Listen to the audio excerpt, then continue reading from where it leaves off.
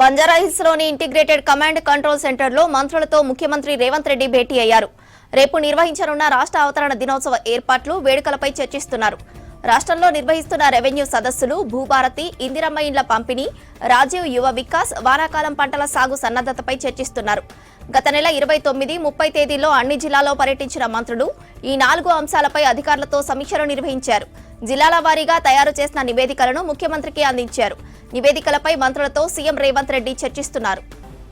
ఇదే విషయంపై మరింత సమాచారం అనిల్ అందిస్తారు. అనిల్, మంత్రులతో సీఎం రేవంత్ భేటీ ప్రారంభమైనట్లు తెలుస్తోంది. మీటింగ్ అప్డేట్స్ ఏంటి? ఎస్ శ్రవంతి, కాసేపటి క్రితమే బంజారాహిల్స్లోని కమాండ్ కంట్రోల్ సెంటర్లో సీఎం రేవంత్ రెడ్డి ఇతర మంత్రులతో పూర్తిగా మంత్రులతో మాత్రం సమీక్ష నిర్వహిస్తున్నారు. ఎందుకంటే గత నెల అంటే మే నెల 29, 30 తేదీల్లో మంత్రులు జిల్లాల పర్యటన చేశారు. సో క్షేత్రస్థాయిలో పర్యటించి అక్కడ పూర్తిగా కూడా అక్కడ వివరాలను కూడా తీసుకొని ఒక తుది నివేదికనైతే తయారు చేసి దాన్ని సీఎం రేవంత్ రెడ్డికి సమర్పించనున్నారు.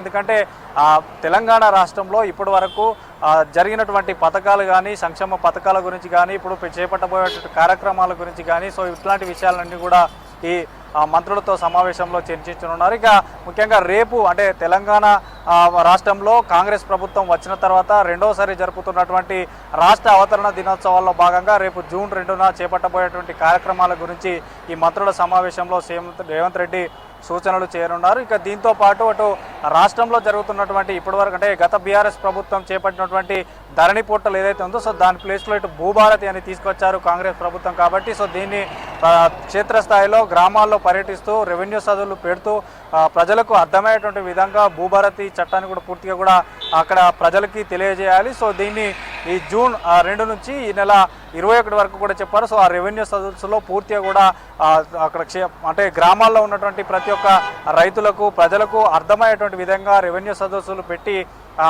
బ్రీఫ్ చేయాలంటూ కూడా చెప్పారు. ఇక రాజీవ్ యువ వికాస్, యువతకి, నిరుద్యోగ యువతకి ఇందులో ముఖ్యంగా ప్రాధాన్యత ఇవ్వడం జరిగింది. సో దాదాపు ఎన్ని వరకు అప్లికేషన్లు వచ్చాయి, పైలట్ ప్రాజెక్ట్ కింద ఎంతవరకు సెలెక్ట్ చేశారు, సో ఇట్లాంటి సమస్యలన్నీ కూడా అంటే ఈ రాజీవ్ యువ వికాసం అప్లై చేసుకున్నప్పుడు ఎలాంటి సమస్యలు వస్తే వాటిని ఎలా పరిష్కరించాలి, సో ఇట్లాంటివన్నీ కూడా చర్చిస్తున్నారు. ఇక భూభారతికి సంబంధించి కూడా చర్చించనున్నారు. దాని తర్వాత మనకి ఏదైతే కాంగ్రెస్ ప్రభుత్వం ఏర్పడ్డాక ఇచ్చినటువంటి ఏదైతే హామీ ఇచ్చినటువంటి 6 గ్యారెంటీల మేరకు అందులో ఇందిరమ్మ ఇల్లుకు సంబంధించి కూడా పూర్తిగా ఇప్పటికే సెలెక్ట్ చేశారు. అంటే కొన్ని పైలట్ ప్రాజెక్టు కింద కొన్ని గ్రామాలను ఎంచుకోవడం జరిగింది. ఆ గ్రామాల్లో కూడా ఇప్పటికే కొన్ని ఇళ్ళు కూడా నిర్మించారు. దాదాపు కొన్ని కోట్లు కూడా 130కి పైచిలకు కూడా కోట్లు రిలీజ్ చేశామంటూ కూడా రెవెన్యూ సంబంధించినటువంటి గృహ నిర్మాణ శాఖ మంత్రి కూడా తెలియజేయడం జరిగింది. కాబట్టి సో ఇట్లాంటి విషయాలన్నీ కూడా ఈ సమావేశంలో చర్చించనున్నారు. ఇందిరమ్మ విషయంలో ఎట్లాంటి సమస్యలు రాకుండా పేద ప్రజలకి అందాలన్నటువంటి ఉద్దేశంతో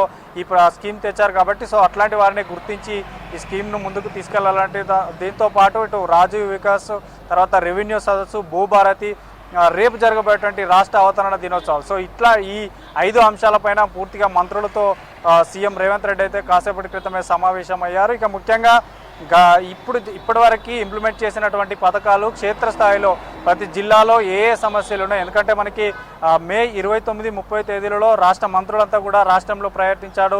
వివిధ జిల్లాలకు సంబంధించినటువంటి ఇన్ఛార్జి మంత్రులు కూడా సమీక్షా సమావేశం ఏర్పాటు చేశారు. సో అక్కడ ఏ జిల్లాల్లో, ఏ మండలాల్లో, ఏ గ్రామాల్లో ఎలాంటి సమస్యలు ఉన్నాయన్నటువంటి నివేదికలను కూడా రెడీ చేశారు. కాబట్టి సో వాటన్నిటిని కూడా సీఎం రేవంత్ రెడ్డికి చెప్తారు. సో సీఎం రేవంత్ రెడ్డి కూడా వీటన్నిటిపైన సమస్యకు పరిష్కారం ఏంటనేది కూడా పూర్తిగా సమీక్ష చేయనున్నారు. దీని అనంతరం ఇప్పుడు జూన్ 2 తర్వాత కూడా ఇంకా స్పీడప్ చేయాలి. ఏదైతే ఈ కాంగ్రెస్ ప్రభుత్వం చేపట్టినటువంటి స్కీములను కూడా క్షేత్రస్థాయిలో ఇంప్లిమెంట్ చేయాలి. ప్రతి ఒక్క పేద వాళ్ళకే ఈ పథకాలు అందాలన్నటువంటి విషయాలు కూడా దిశానిర్దేశం చేయనున్నారు. సో మొత్తానికైతే పూర్తిగా క్యాబినెట్ మంత్రులంతా కూడా ఇక్కడ సీఎం రేవంత్ రెడ్డితో కమాండ్ కంట్రోల్లో సమావేశం అయితే ప్రారంభమైంది. సో సమావేశం అనంతరం మాత్రం అంటే ఈ ఇందిరమ్మ ఇల్లు కానీ, తర్వాత రెవెన్యూ సదస్సులు కానీ, భూభారతి చట్టం మీద కానీ, తర్వాత రేపు జరగబోయేటువంటి రాష్ట్ర అవతరణ దినోత్సవాలకు సంబంధించి కూడా ఒక డీటెయిల్స్ అయితే రానున్నాయి. సో ఈ కమాండ్ కంట్రోల్ సెంటర్లో మొత్తం పూర్తిగా వీటి గురించే ఇంకా సమావేశం అయితే నిర్వహిస్తున్నారు. సో ఇక ఇప్పటికే ఇటు మంత్రులతో కూడా కొంతమంది మంత్రులతో ఇక్కడికి వచ్చినటువంటి మంత్రులతో కూడా రాష్ట్ర వ్యవహారాల ఇన్ఛార్జి మీనాక్షి నటరాజన్ కూడా ఈరోజు సమావేశమైనట్టు తెలుస్తుంది. సో వాటిపైన కూడా సీఎం రేవంత్ రెడ్డి ఏమైనా ఆరా తీసేటువంటి అవకాశం కూడా ఉండొచ్చు అంటూ కూడా చెప్తున్నారు. సో ఓవరాల్గా మాత్రం కాసేపటి క్రితమే సమావేశమైనటువంటి సీఎం రేవంత్ రెడ్డి ముఖ్యంగా వీటిపైన ఎక్కువగా ఇందిరమ్మ ఇల్లు, రాజీవ్ వికాసం, పైలట్ ప్రాజెక్టు కింద తీసుకున్నటువంటి యువకులకు రేపు కొందరికి పట్టాలు కూడా ఇవ్వనున్నారు. తర్వాత ఇందిరమ్మ ఇళ్లకు కూడా ఏదైతే పైలట్ ప్రాజెక్టు కింద తీసుకున్నటువంటి గ్రామాల్లో కూడా పట్టాలను రేపు ఆయా జిల్లాలకు సంబంధించినటువంటి పట్టాలు ఇవ్వాలంటూ కూడా ఏర్పాట్లు చేస్తున్నారు. సో ఇట్లాంటి విషయాలన్నీ కూడా దిశానిర్దేశం చేయనున్నారు. సో రేపు జరగబోయేటువంటి ఈ రాష్ట్ర అవతరణ దినోత్సవాల తర్వాత క్షేత్రస్థాయిలో ప్రభుత్వం చేపట్టబోయే పథకాలను కూడా ప్రతి గ్రామంలో తెలియజేయాలి. మనం చేస్తున్నటువంటి అభివృద్ధి కార్యక్రమాలకు అందరికీ అందేలా, తర్వాత అందరికీ తెలిసేలా కూడా ఇటు మంత్రులకి దిశానిర్దేశం చేయనున్నారు. సో ఓవరాల్గా మాత్రం సమావేశం మాత్రం కాసేపటి క్రితమే సమావేశం ప్రారంభమైంది. సో దాదాపు గంట తర్వాత కూడా మళ్ళీ ఈ మంత్రులతో సమావేశం అనంతరం ఎట్లాంటి ప్రకటన విడుదలయ్యే అవకాశం ఉందనేది అయితే వేచి చూడాల్సి ఉంది.